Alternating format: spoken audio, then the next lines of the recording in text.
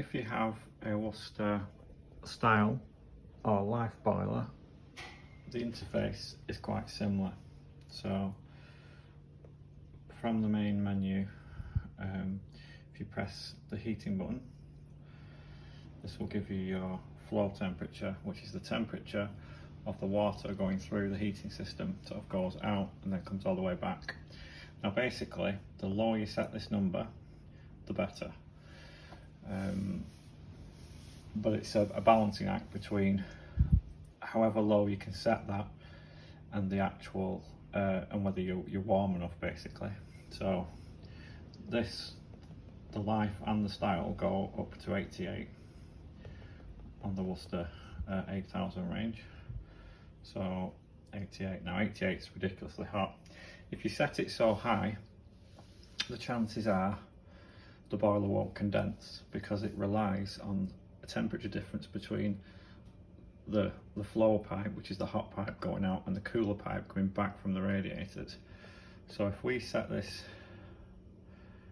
down to about 65, something like that, that should be enough if you have good large radiators. Now if you don't, which this particular customer doesn't, they've had an extension prior to moving in, and so they've gained an extra room but not an extra radiator. So basically this house struggles to get warm. It's over 3 stories, there are only 2 radiators downstairs, and the heat just goes upstairs. So really they know that they'll struggle below 75. Now the customer is going to have a go at this, so he's going to try and reduce this 5 degrees every few days and try and find the sweet spot. But obviously if the room thermostat doesn't reach temperature, he doesn't save any money. But with a modern condensing boiler, the object of the game really is the boiler runs more efficient but over a longer period of time. So it's not like the old days where you'd put the boiler on for half an hour or an hour and it'd just come on at full power. This is about heating the house quite slowly, much in the same way A-rated domestic appliances like dishwashers and washing machines take a lot longer than they used to, because they heat the water gradually, which saves a lot of energy. It's the same with the heating system. You need to sort of adjust your thinking that the heating system will take potentially, you know, twice as long to warm the house, but that doesn't mean it's costing you more money if the boiler is running at a low temperature.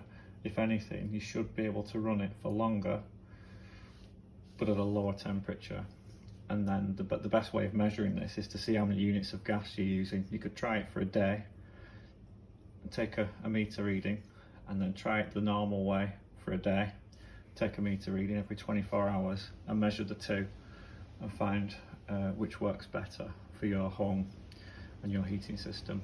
This customer's had a new boiler and the heating system's being cleaned by this thing, so the system should be clean, the boiler should be efficient, but unfortunately, despite being reasonably good thermally, the radiators are not really big enough for the property, so they're quite limited, and a lot of people are in the same position. So if you are in that position, it's fine, but even doing this, even if you get this down to 71 or 70, you are going to save money.